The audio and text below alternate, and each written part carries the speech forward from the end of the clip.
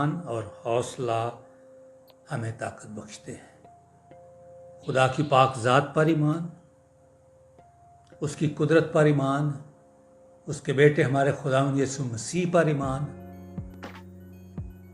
اس کی قربانی پر ایمان، نجات کی شادمانی کی تسلی، ہمیشہ کی زندگی کی یقین دہانی،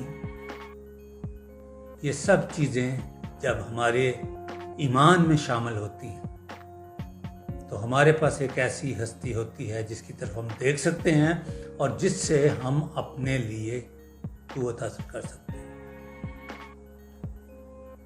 خدا پر ایمان، جو خدا پر ایمان رکھتا ہے اس کے پاس خدا کی طاقت ہوتی ہے، خدا کی قوت ہوتی ہے۔ جب خدا کی قوت ہوتی ہے تو وہ ناممکنات کو ممکن کر دیتی ہے۔